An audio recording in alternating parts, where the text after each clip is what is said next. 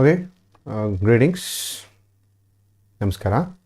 Derive the expression for equivalent EMF. Okay, in ಕೇಳ್ತಿದ್ದಾನೆ equivalent EMF and equivalent internal resistance of a parallel combination of two cells. Okay, ಎರಡು cells parallel combination ಮಾಡಿದಾನೆ. ಅದರದ್ದು internal resistance ಎಷ್ಟಿದೆ ಅಂತ calculate ಮಾಡಿ ಅಂತ ಹೇಳ್ತಿದ್ದಾನೆ.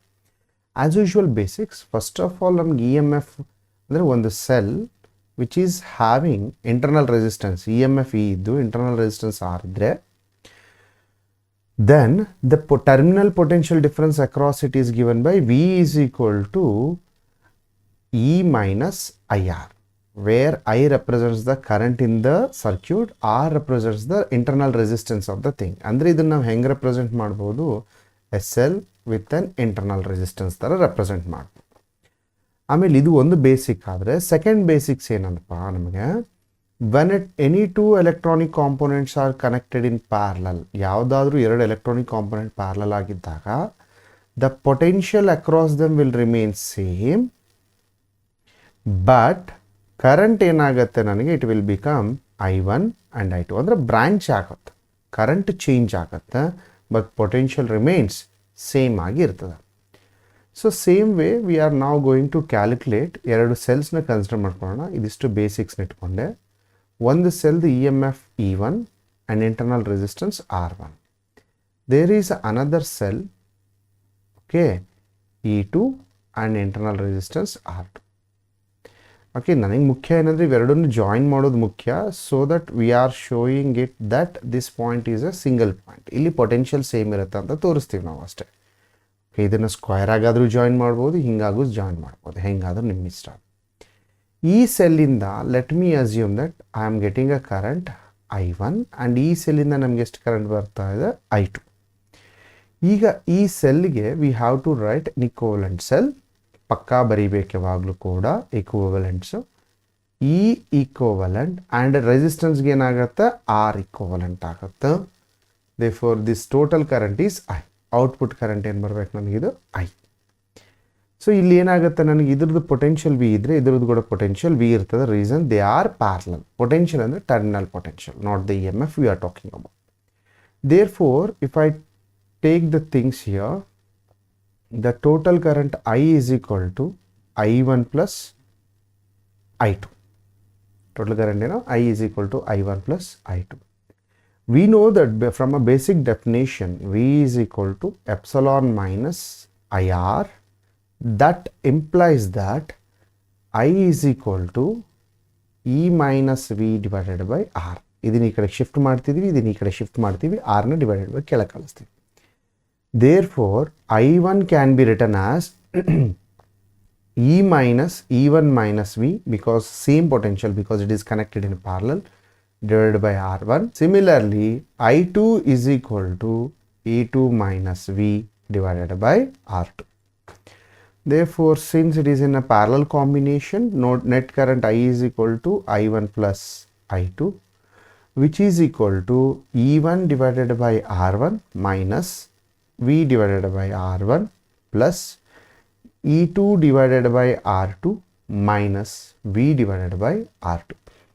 Group ಮಾಡೋದ್ರಿಂದ what we get, E1 divided by R1 plus E2 divided by R minus V into, ಇದನ್ನು ಕಾಮನ್ ತಗೊಂಡ್ರೆ 1 by R1 plus 1 by R2. Okay, so ಇದಿಷ್ಟು ಬಂತು.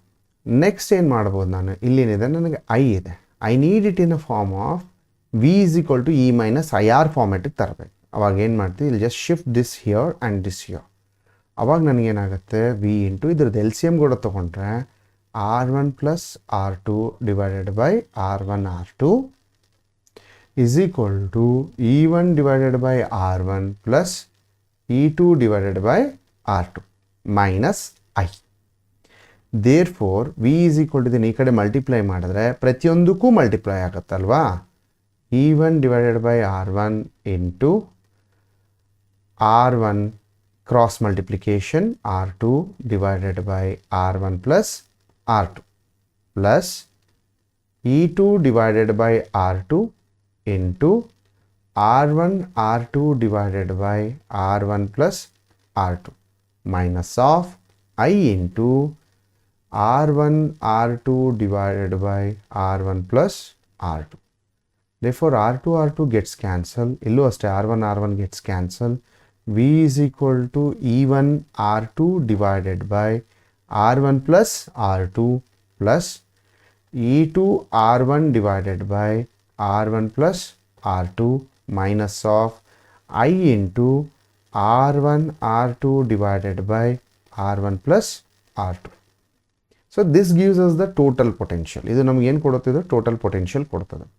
Therefore ಟೋಟಲ್ ಪೊಟೆನ್ಷಿಯಲ್ ನಾವು compare ಬರ್ಕೊಂಡ್ರೆ E1 R2 plus E2 R1 divided by R1 plus R2 minus of I into R1 R2 divided by R1 plus R2. Therefore that gives us, ಇದನ್ನು ನಾವು compared with V is equal to E minus IR ಅಂದರೆ E equivalent minus R equivalent ಜೊತೆ compare ಮಾಡಿದ್ರೆ what we'll get, E equivalent is equal to E1 R2 plus E2 R1 divided by R1 plus R2. Similarly, R equivalent is equal to R1 R2 divided by R1 plus R2. So, ಈಗ ಇದನ್ನು ನಾವು ಸುಮ್ಮನೆ ಸ್ವಲ್ಪ compare ಮಾಡಿದ್ರೆ R equivalent is similar as 1 by R equivalent is equal to 1 by R1 plus 1 by R2. ಇದನ್ನು simplify ಮಾಡಿದ್ರೆ ಇದೇ format ಬರುತ್ತಲ್ವಾ? So it is nothing but same as when two resistors are in parallel combination ಥರನೇ ಬರ್ತದೆ. ಹಾಗೆಯೇ ಇದನ್ನು ನಾವಿಲ್ಲಿ R1 R2 common ತಕ್ಕೊಂಡು ಇದನ್ನು ಡಿವೈಡ್ ಮಾಡಿದ್ರೆ E equivalent divided by R equivalent is equal to E1 divided by R1 plus E2 divided by R2. So if we are doing it for n cells, then E equivalent divided by R equivalent is equal to E1 divided by R1 plus E2 divided by R2 plus etc. plus En divided by Rn. Similarly, 1 by R equivalent is equal to 1 divided by R1 plus 1 divided by R2 plus etc. plus 1 by Rn. This gives us the final expression. I hope you understand this. Okay, illige nilsidru koda you will get the marks.